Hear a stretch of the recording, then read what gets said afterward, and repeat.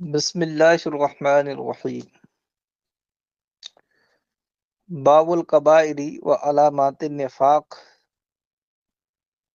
چل رہا ہے، یعنی گناہ کبیرہ اور نفاق کی علامتوں کا بیان۔ اس کی فصل اول اور فصل ثانی دونوں مکمل ہو گئی۔ فصل ثالث میں ایک یا دو حدیثیں ہیں، وہ یہاں سے مصنف پیش کرتے ہیں۔ الفصل الثالث عن معاذ، فصل ثالث حضرت معاذ ابن جبل رضی اللہ تعالیٰ عنہ سے یہ حدیث پاک مروی۔ بڑی اہمیت کی حامل ہے یہ حدیث پاک، اور بڑی عبرت اور نصیحت اپنے دامن میں رکھتی ہے۔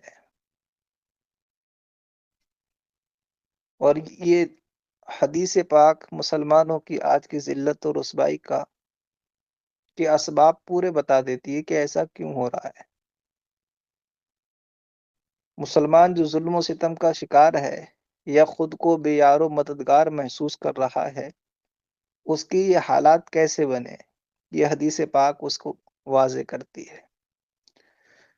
حدیث پاک نصیحت اور عبرت کا درس دیتی ہے کہ نصیحت پکڑو، عبرت حاصل کرو اور اپنے حالات کو سدھارو۔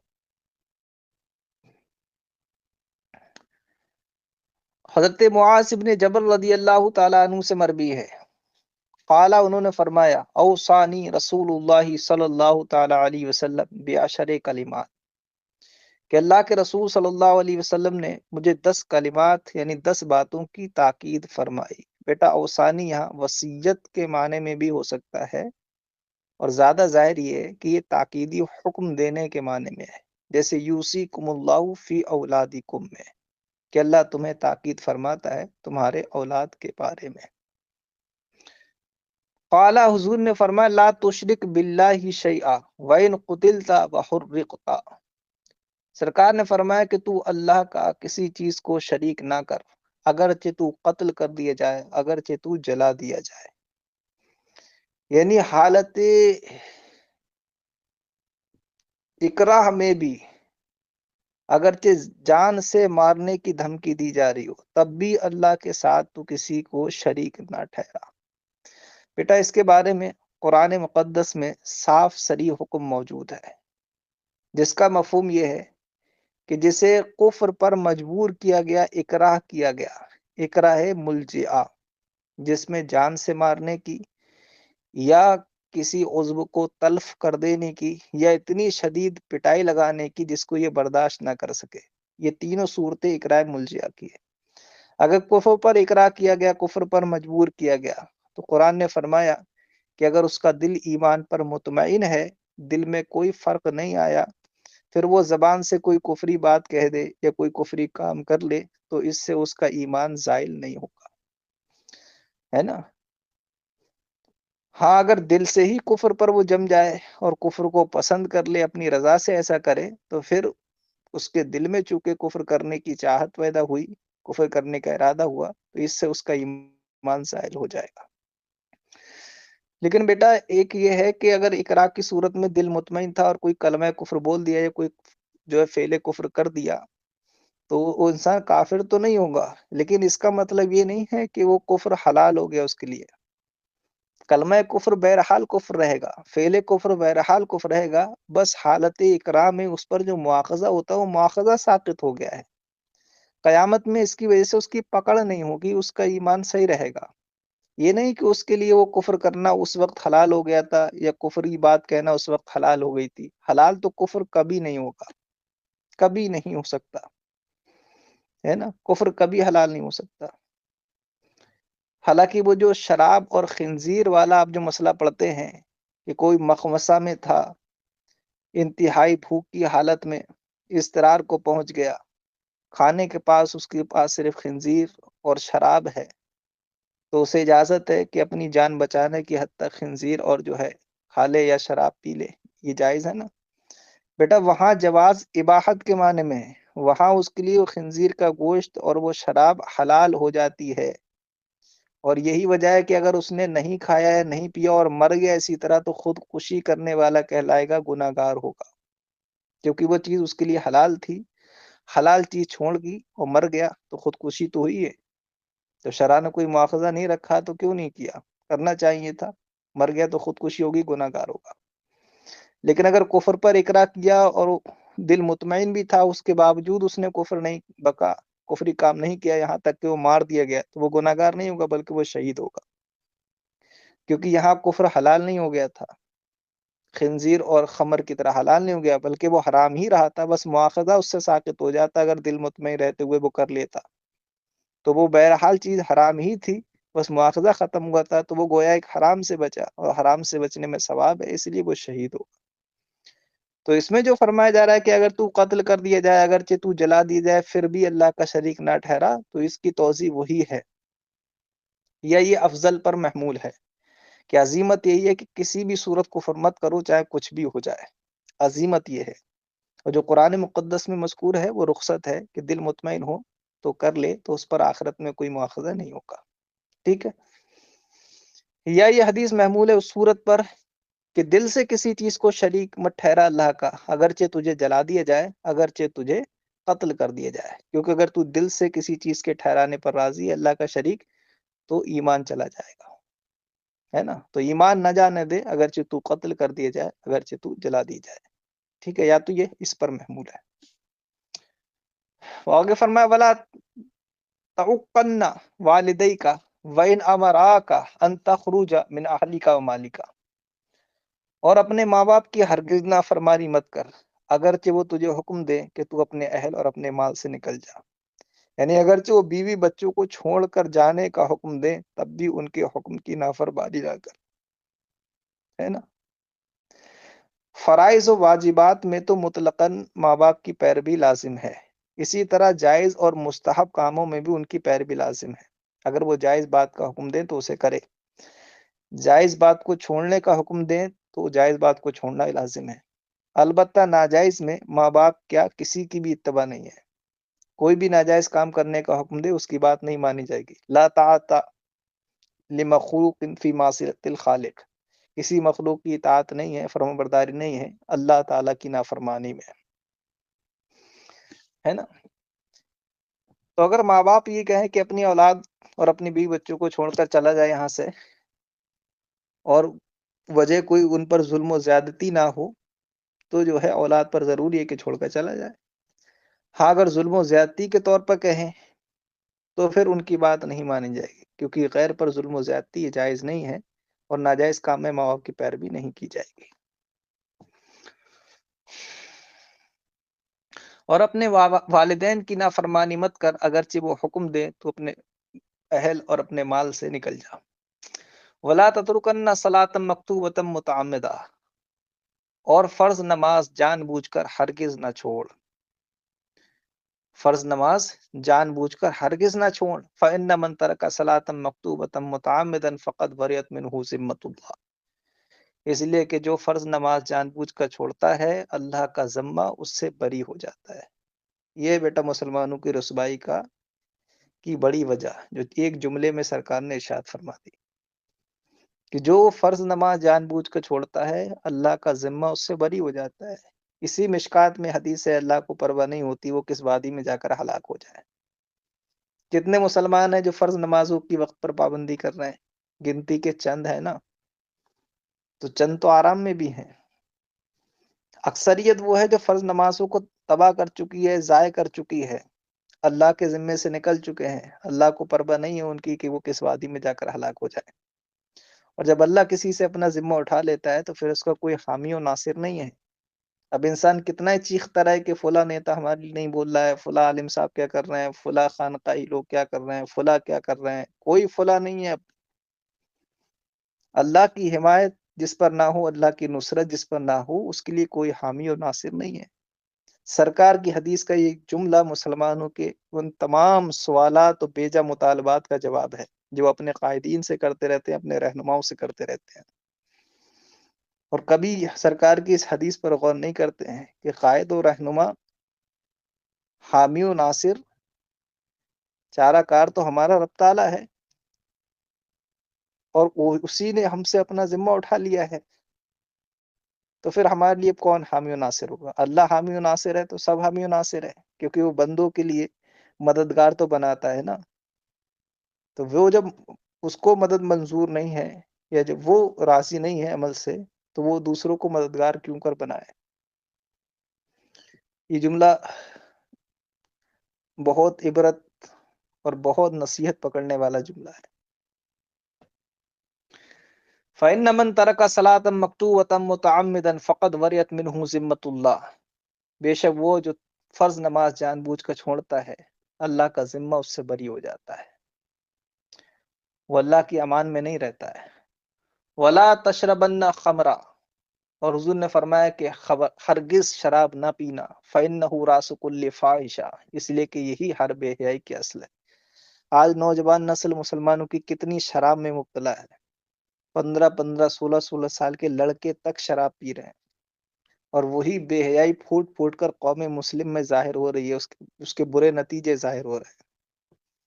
اور پھر یہ قوم بلبلاتی ہے، چلاتی ہے کہ ہماری کوئی سننے والا نہیں. وَإِيَّاكَ وَالْمَعْصِيَةَ، اور گناہ سے بچو.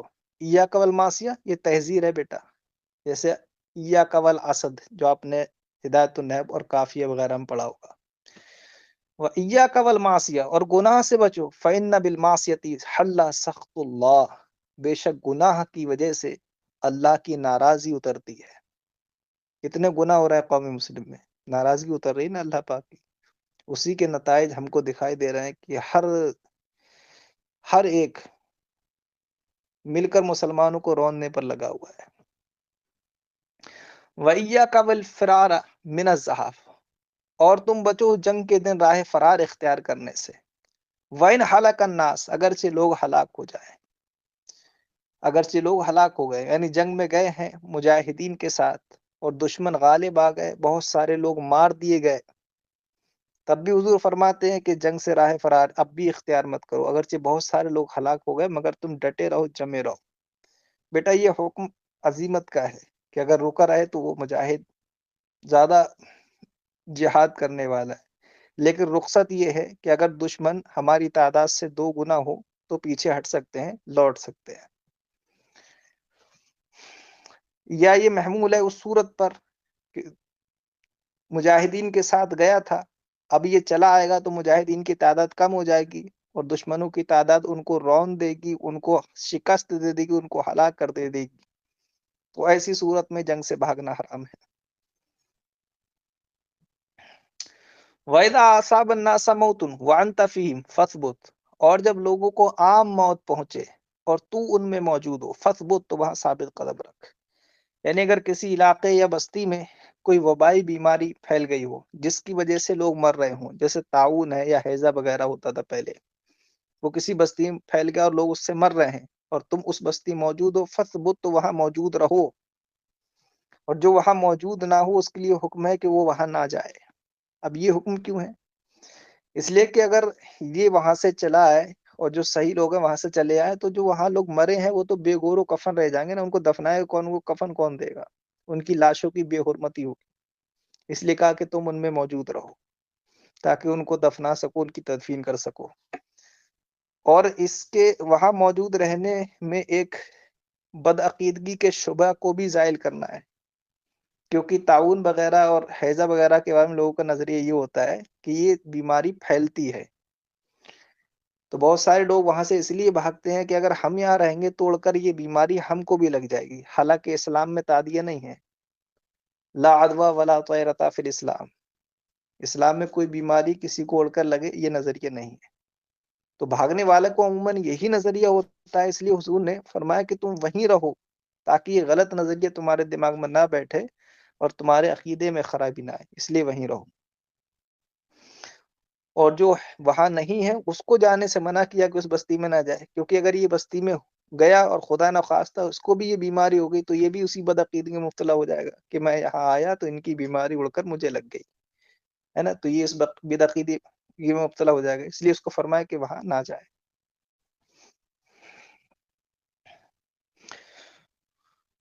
وَإِذَا أَصَابَ النَّاسَ مَوْتٌ وَأَنْتَ فِيهِمْ فَاثْبُتْ، اور جب لوگوں کو عام موت پہنچے اور تم اس میں ہو تو وہاں ثابت رہو. وَأَنْفِقْ عَلَىٰ عِيَالِكَ مِنْ طَوْلِكَ، اور اپنے اہل و عیال پر خرچ کر، من طولک، اپنی کمائی سے. حضور صلی اللہ علیہ وسلم فرماتے ہیں کہ انسان حلال کمائی سے جو لقمہ اپنے اہل کے منہ میں ڈالتا ہے وہ اس پیسے سے افضل ہے جو رائے خدا میں نفلی صدقے کے طور پر خرچ کیا جائے۔ اس سے زیادہ ثواب ملتا ہے محنت کر کر اپنے اہل و عیال کی پرورش کرنے پر، ہے نا؟ تو ثواب کمانے کے لیے اللہ پاک نے بہت سارے ذرائع رکھے ہیں۔ جو اہم اور بنیادی عبادتیں ہیں وہ تو ہیں ہی، جو محرمات ہیں ان سے بچنا تو عبادت و کار ثواب ہے ہی، اس کے علاوہ بھی جو ایک دوسرے کے ساتھ حسن سلوک ہے، ایک دوسرے کی خدمت کرنا ہے، وہ بھی بڑے عظیم ثواب کا باعث ہے۔ مرد محنت کر کے اپنی بیوی بچوں کھلاتا ہے، لقمے لقمے پر ثواب پاتا ہے وہ۔ عورت گھر میں رہ کر مرد کے بچوں کی دیکھ بھال کرتی ہے، اس کی امانتوں کی حفاظت کرتی ہے، اس کے گھر کے سامان کی رکھوالی کرتی ہے، اس کی عزت کی حفاظت کرتی ہے، وہ لمحہ لمحہ ثواب میں ہوتی ہے۔ کھانا تیار کرنا، گھر کو صاف کرنا، جو بھی وہ خدمت خلوص سے دل سے کر رہی ہے، لمحہ لمحہ وہ ثواب میں ہے۔ وانفق علی عیالک من طولک، اور اپنے اہل و عیال پر اپنے کمائی سے خرچ کر۔ ولا ترفع عنہم عصاک، اور ان ادبن، اور ان سے اپنا عصا اٹھا کر نہ رکھ، ادبن تعدیب کے طور پر، یعنی محنت کر کے ان کو کھلا تو اچھا پلا اچھا پہنا، مگر ان سے اپنی لاٹھی کو اٹھا کر مت رکھ لے بالکل، کہ بالکل بے خوف ہو جائیں اور منمانی کرنے لگیں پھر کنٹرول میں نہ آئے، بلکہ ان کے سامنے لاٹھی تیار رکھو۔ ایک حدیث شریف میں فرمایا کہ اپنا کوڑا وہاں ٹانگو جہاں سے تمہارے اہل دیکھتے رہیں کہ ہاں کوڑا ٹنگا ہوا ہے، تاکہ وہ لمٹ میں رہیں، شرارت ان کے اندر نہ آئے، وہ بے ادب نہ ہو جائیں، گستاخ نہ ہو جائیں اور سرکش نہ ہو جائیں۔ اس لیے ان کی تعریف بھی کرتے رہو، ان کو ڈانٹتے بھی رہو۔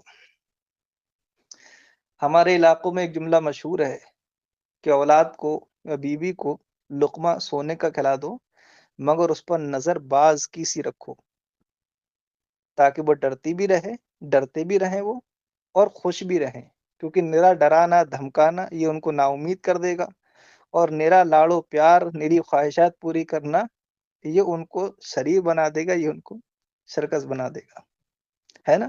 سرکش بنا دے گا یہ ان کو۔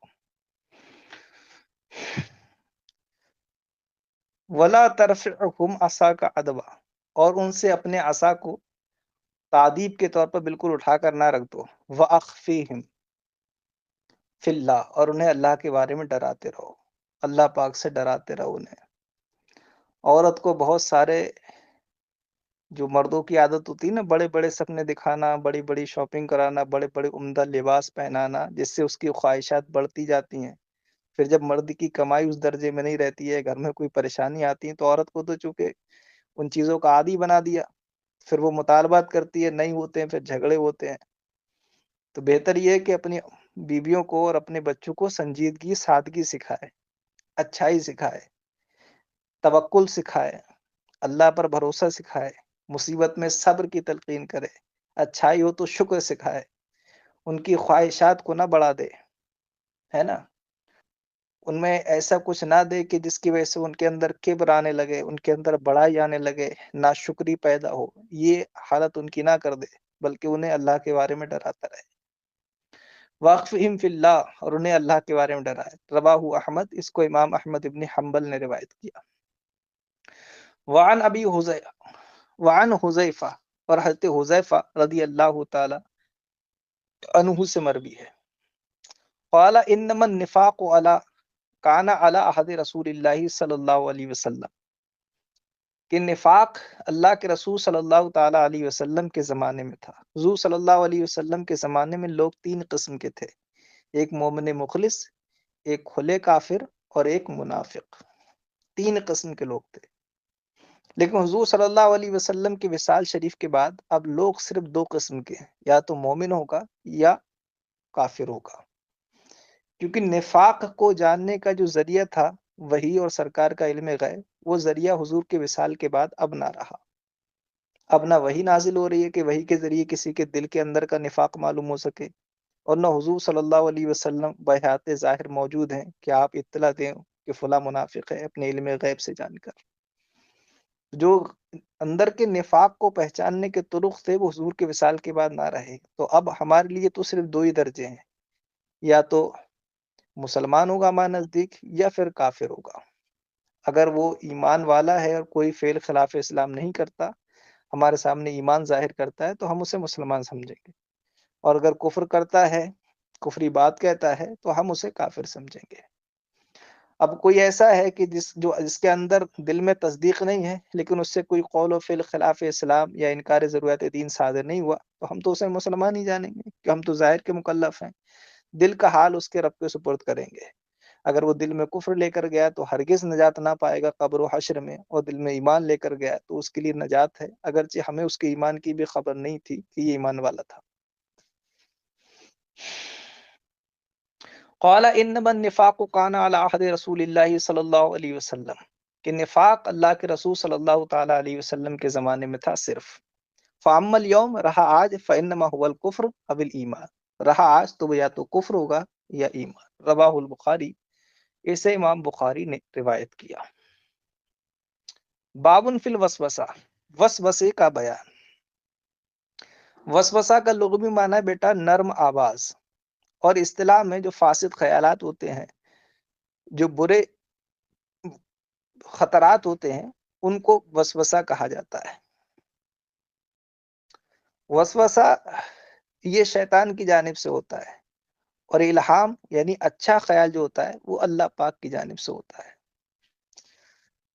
انبیاء علیہ السلام کے الہامات شرعاً حجت اور دلیل ہیں، کیونکہ ان کے وسوسہ ہونے کا احتمال نہیں ہے، کیونکہ شیطان کو ان کے امور میں مداخلت کا حق نہیں دیا گیا ہے۔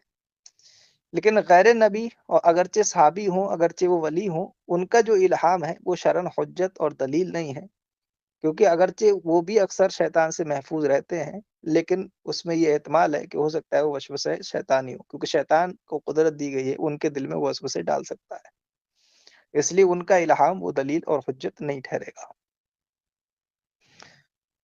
وسوسے کے بارے میں یہ ہے کہ اگر وسوسہ دل میں آیا تو اس پر مواخذہ نہیں ہے، اس پر پکڑ نہیں ہے۔ کب تک؟ جب تک کہ انسان اس کو کرنے کا پختہ ارادہ نہیں کر لے۔ اگر کسی برائی کا وسوسہ آیا اور اس کو کرنے کا پختہ ارادہ کر لیا، تو چونکہ اب یہ خالی وسوسہ نہیں رہا، برائی کا ارادہ بن گیا ہے، اس لیے اس پر پکڑ ہے نا، یہ گناہ ہے۔ شیخ محقق علیہ رحمٰن نے فرمایا کہ جب انسان کے دل میں کوئی وسوسہ آتا ہے اور اس کے لیے قرار اور ٹھہراؤ نہیں ہوتا ہے، آ کر وہ بالکل چلا گیا، اس پر کوئی مواخذہ نہیں ہے، نہ ہم پر مواخذہ ہے، نہ پچھلی امتوں پر مواخذہ تھا۔ اور اگر وسوسہ آیا دل میں برائی کا اور دل میں ٹھہرا رہ گیا، تو اس پر بھی ہم پر تو مواخذہ نہیں ہے، جبکہ ہم دل سے اسے پسند نہ کریں، پچھلی امتوں میں اس پر بھی مواخذہ تھا۔ اور اگر اس برائی کا ارادہ کر لیا تو اس پر ہم پر بھی مواخذہ ہے اور پچھلی امتوں پر بھی مواخذہ ہے۔ جو وسوسہ آ کر فوراً چلا جائے اس کو حاجز کہتے ہیں، اور جو وسوسہ آ کر دل میں ٹھہرا رہے اس کو ہم کہتے ہیں، اور جس کا ارادہ کر لیا جائے اس کو عزم اور قصد کہتے ہیں۔ ٹھیک ہے بیٹا، یہ کچھ بنیادی باتیں، ان کو ذہن نشین کر لیں۔ بابن فی الوسوسہ، یہ باب ہے وسوسے کے بیان میں۔ الفصل الاول، پہلی فصل، ان ابی ہریرہ، حضرت ابو ہریرہ رضی اللہ تعالیٰ عنہ سے مروی، انہوں نے فرمایا قال رسول اللہ صلی اللہ تعالیٰ علیہ وسلم، اللہ کے رسول صلی اللہ تعالیٰ علیہ وسلم نے ارشاد فرمایا، ان اللہ تجاوز عن امتی ما وسوست به صدورها ما لم تعمل به او تتکلم، بے شک اللہ نے میری امت سے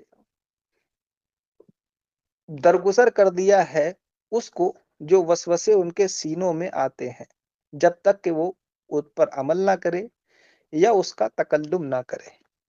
یعنی کوئی برا کام کرنے کا دل میں وسوسہ آیا تو جب تک انسان اس کو کرے گا نہیں، یا بری بات کہنے کا وسوسہ آیا تو جب تک اسے کہے گا نہیں، تب تک وہ معاف ہے، وہ ساقط ہے، چاہے دل میں آ کر فوراً چلا جائے یا دل میں وہ ٹھہر جائے، وہ ساقط ہے۔ لیکن اس کی ایک بیچ کو صورت ہے کہ دل میں آیا، کیا نہیں مگر کرنے کا پختہ ارادہ کر لیا، کہنے والی بات آئی، کہی نہیں مگر کہنے کا پختہ ارادہ کر لیا، تو بیٹا چونکہ اس والی صورت کی ممانعت دوسری حدیث میں ہے کہ جس نے برائی کا ارادہ کیا لیکن کر نہ سکا، تو اس کے لیے برائی لکھی جاتی ہے نا، اس ارادے کی وجہ سے۔ کیونکہ ہمارے فقہا نے تو یہاں فرمایا کہ ارادہ کفر بھی کفر ہے، کفر کا اگر پختہ ارادہ ہے تو وہ کفر ہے، معلوم ہوا کہ ارادے پر مواخذہ ہوتا ہے. تو بیچ والی جو صورت ہے اس کا اگرچہ اس حدیث میں ذکر نہیں ہے مگر اس کی ممانعت دوسری احادیث سے معلوم ہے. بے شک اللہ نے درگزر فرمایا میری امت سے وہ جو ان کے دلوں میں وسوسے آتے ہیں جب تک وہ اس پر عمل نہ کریں یا اس کا تکلم نہ کر لیں. متفق علیہ، یہ حدیث متفق علیہ. وعنہ، اور انہی سے یعنی حضرت ابو ہریرہ سے مروی ہے، آپ نے فرمایا جاء ناس من اصحاب رسول اللہ صلی اللہ علیہ وسلم الی النبی صلی اللہ علیہ وسلم، کہ اللہ کے رسول صلی اللہ تعالی علیہ وسلم کے اصحاب میں سے کچھ حضرات آپ کی بارگاہ میں تشریف لائے. فسالوہ، تو انہوں نے حضور سے پوچھا، انا نجد فی انفسنا ما یتعاظم احدنا ان یتکلم به، کہا کہ بے شک ہم اپنے سینوں میں وہ پاتے ہیں کہ ہم میں سے کوئی بھی اس کے تکلم کو بہت بڑا سمجھتا ہے. یعنی ان کے دلوں میں وسوسے آتے تھے جو ایسے ہوتے تھے کہ جن کا تکلم کرنا، جن کا اپنی زبان پر لانا بہت بڑا امر تھا. مثلا اللہ تعالیٰ کی ذات و صفات کے بارے میں وسوسے آتے، یا قرآن مقدس کے بارے میں وسوسے آتے ہیں، یا اللہ کے رسول کی ذات کے بارے میں وسوسے. اس طرح کے وسوسے بعض صحابہ کرام کو آئے تو وہ اللہ کے رسول صلی اللہ علیہ وسلم کی بارگاہ میں آئے کہ ہمیں ایسے وسوسے آتے ہیں کہ جن کا زبان پر لانا بھی بہت مشکل، بہت بڑا امر ہے. تو پوچھنے کا ان کا مقصد یہ تھا کہ ایسے وسوسوں پر ہم پر کوئی مواخذہ تو نہیں ہے، اس کی وجہ سے ہم پر کچھ گناہ تو نہیں ہے.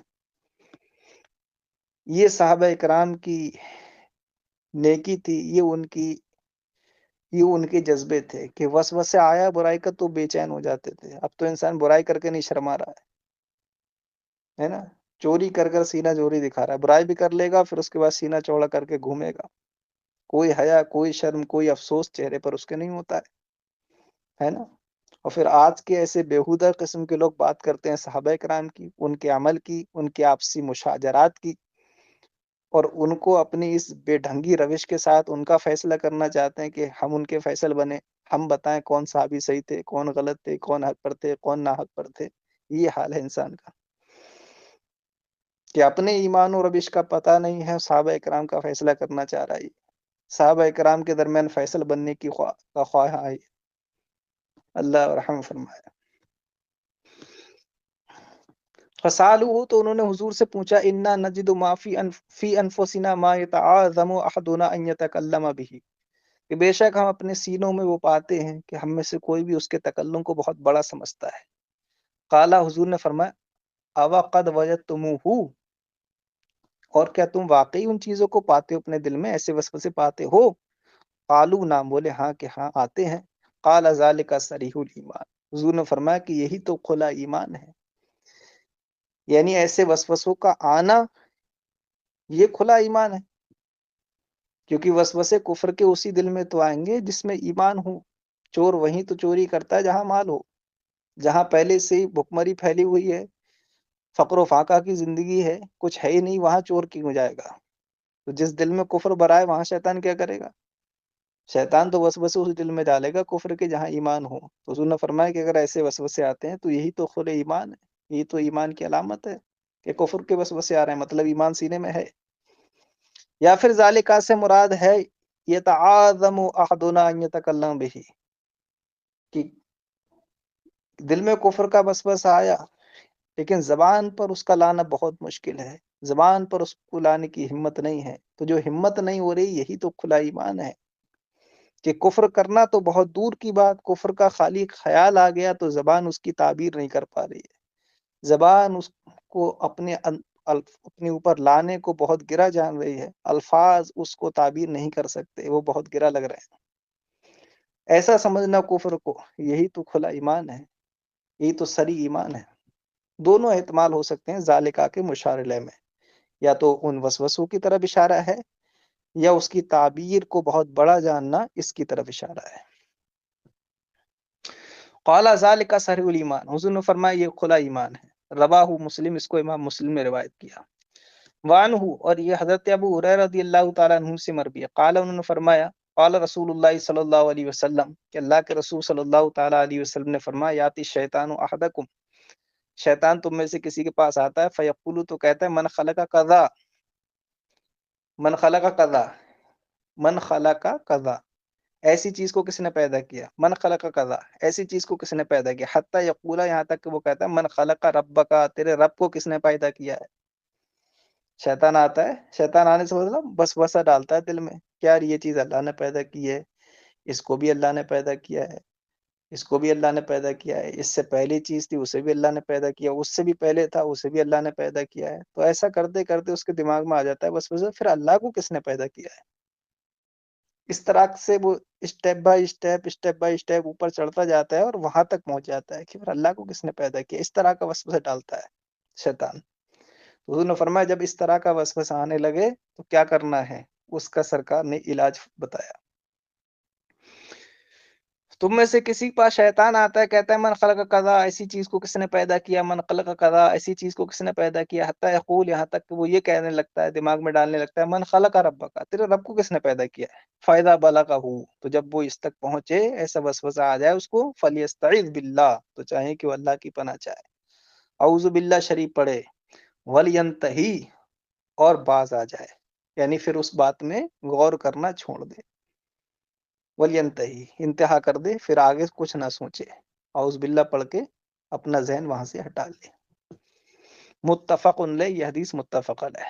وعنہ، اور حضرت ابو ہریرہ رضی اللہ تعالیٰ عنہ سے مربی ہے، قال، انہوں نے کہا، قال رسول اللہ صلی اللہ تعالیٰ علیہ وسلم، اللہ کے رسول صلی اللہ تعالیٰ علیہ وسلم فرمائے، لا یزال الناس یتساءلون، کہ لوگ آپس میں ایک دوسرے سے سوال کرتے رہیں گے، کرتے ہیں نا کہ بھئی ایسی چیز کب ہوئی، یہ چیز کب ہوئی، یہ کب بنی، یہ کس سے بنی، دین کے بارے میں، دینی چیزوں کے بارے میں اسی طرح سوال آپس میں کرتے رہیں گے، یہاں تک کہ کچھ لوگ یہ بھی پوچھ بیٹھیں گے، اور جب ایسا سوال کرنے لگے تو پھر کیا جواب دینا ہے، سرکار نے جواب ارشاد فرمایا، فرمایا لا یزالون الناس یتساءلون، لوگ آپس میں سوال کرتے رہیں گے، حتی یقال، یہاں تک کہ کہا جائے گا ھذا خلق اللہ الخلق، کہ اس چیز کو اللہ نے پیدا کیا، فمن خلق اللہ، تو اللہ کو کس نے پیدا کیا، فمن وجد من ذلک شیء، تو جو کوئی اس میں کوئی ایسی چیز پائے کہ اس طرح کی بات اس کے سامنے آ جائے، اس کے دماغ میں اس کا خیال آ جائے، فلیقل، تو وہ کہے آمنت باللہ ورسولہ، میں ایمان لایا اللہ اور اس کے رسول پر۔ بیٹا یہ الفاظ قاطعی وسوسہ ہیں، کسی بھی طرح کا کوئی وسوسہ آئے فوراً کہو آمنت باللہ ورسولہ، انشاءاللہ اتنا کہنے سے ہی وسوسہ ختم ہو جائے گا۔ اس کو اعلیٰ حضرت امام اہل السنت نے بھی الملفوظ شریف میں قاطعی وسوسہ کے طور پر ان الفاظ کو ذکر کیا، اور اس کے ساتھ کچھ اور الفاظ بھی ذکر کیے، آمنت باللہ ورسولہ هو الاول والآخر والظاہر والباطن وهو بكل شیء علیم۔ ان پورے الفاظ اگر یاد ہوں تو پورے الفاظ کو پڑھ لے، ورنہ خالی آمنت باللہ ورسولہ ہی کہہ دے، اس سے بھی وسوسہ ختم ہو جائے گا۔ بار شریعت میں جماہی وغیرہ کو دفع کرنے کے لیے یہ لکھا کہ جب جماہی آنے کو تو دل میں سوچ لے کہ انبیاء علیہ السلام اس سے محفوظ ہیں، تو جماہی رک جاتی ہے۔ اسی طرح وسوسے کے وقت بھی سوچ لے کہ انبیاء علیہ السلام کو شیطانی وسوسے نہیں آتے ہیں، تو بھی شیطانی وسوسہ رک جاتا ہے۔ اس سے یہ معلوم ہوا ان حدیث سے کہ دین کی باتوں میں زیادہ سوال کرنا اور زیادہ دین کی باتوں میں قریت کرنا یہ ممنوع ہے، کیونکہ یہ چیزیں انسان کو وسوسوں میں مبتلا کر دے گی۔ میں نے اکثر دیکھا ہے جو زیادہ باریکیوں پہ چلتے ہیں اور زیادہ باریکی نکالتے ہیں، وہ وسوسوں کا شکار ہو جاتے ہیں، پھر ان کو نماز میں وسوسہ پڑھنے لگتا ہے، قرات میں وسوسہ پڑھنے لگتا ہے، اتحیات میں وسوسہ پڑھنے لگتا ہے۔ بہت سارے کو میں نے دیکھا جو مخارج صحیح کرنا چاہ رہے تھے اور بہت زیادہ ہی اس کی بال کی کھال نکالنے میں لگے تھے، پھر ان کا حال یہ ہوا کہ وہ سواد ادا کر رہے ہیں تو ان کو لگ رہا ہے ہم سینی ادا کر رہے ہیں، سواد ہمارا ادا ہو ہی نہیں رہا ہے، پھر پیچھے سے خیال آ رہا ہے نماز نہیں ہوئی، دعا ادا نہیں ہو رہا ہے، نماز نہیں ہوئی، تو اسی چکر میں وہ 1 گھنٹے میں 4 رکعت پڑھ پا رہا ہے مشکل سے۔ تو ایسا کرنا کہ زبردستی اس میں گھسنا، جبکہ ظاہر طور پر ٹھیک ادا ہو جا رہا ہے، ماہر قاری نے آپ کے اس کو سلیکٹ کر دیا کہ ٹھیک ہے، پھر بھی اس میں گھسے رہنا، پھر ہی وہ وسوسہ پیدا کرے گی۔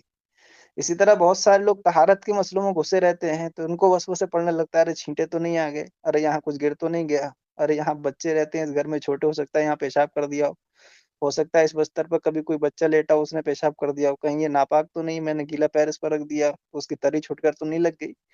ہزار طرح کے وسوسے پڑتے رہتے ہیں۔ ایک صاحب بتا رہے تھے ان کی اہلیہ ٹوائلٹ سے 1 گھنٹے میں نکلتی ہے، کیونکہ ان کا طریقہ یہ جب وہ نکلتی ہیں تو اپنے پیر دھوتی ہیں کم سے کم گھٹنوں سے تھوڑے نیچے تک، چپلیں دھوتی ہیں، وہاں پورا اس کا جو ایک فرش ہوتا ہے فرش کو دھو کر آتی ہیں، خود اس لوٹے کو بھی دھو کر آتی ہیں جس میں سے پانی استعمال کیا ہو، اور دیواروں کو کم سے کم 2-2 3-3 بالش دھو کر آتی ہیں پوری، کیونکہ ان کو لگتا ہے کہیں چھینٹا نہ پہنچ گیا ہو ناپاک پانی کا۔ پھر یہ حالت ہو جاتی ہے انسان کی، اپنا وقت اس میں ضائع کرتا رہتا ہے اور اس کا دماغ اسی میں الجھا رہتا ہے، جو زیادہ اس کی قرید میں لگتا ہے۔ ظاہر مسائل ہیں ان پر عمل کرے اور اس حد تک اس میں بس اپنے آپ کو رکھے، اس کے بعد آگے بڑھ جائے اور آگے کے مسائل کو سیکھے، ایک ہی چیز میں نہ لگے۔ اور بالخصوص جو اللہ تعالیٰ کی ذات و صفات سے متعلق مسائل ہیں ان میں ہرگز قرید اور زیادہ غور و فکر نہ کرے، کیونکہ پھر وہ انسان کو گمراہی تک لے جائیں گے، بلکہ کفر تک لے جا سکتے ہیں۔ اس لیے مسئلہ تقدیر میں غور و فکر کرنا منع قرار دیا گیا، کیونکہ مسئلہ تقدیر میں جتنا غور و فکر کرے گا اپنے آپ کو اتنا الجھا لے گا۔ اس لیے ہمارے بزرگوں نے فرمایا کہ تقدیر کے بارے میں بس اتنا سمجھ لو کہ اللہ نے نہ ہم کو مجبور محض بنایا ہے اور نہ ہم کو مختار کل بنایا ہے۔ خلق اللہ تعالیٰ کا فعل ہے اور کسب اس نے ہمارے حوالے کیا ہے کہ تم جیسا کام کرنا چاہو گے ویسے اسباب تمہارے لیے مہیا ہو جائیں گے۔ جو بھی کرتے ہو اپنے ارادے سے کرتے ہو، اپنے اختیار سے کرتے ہو، اسی ارادے اور اختیار کی وجہ سے پکڑ ہوتی ہے۔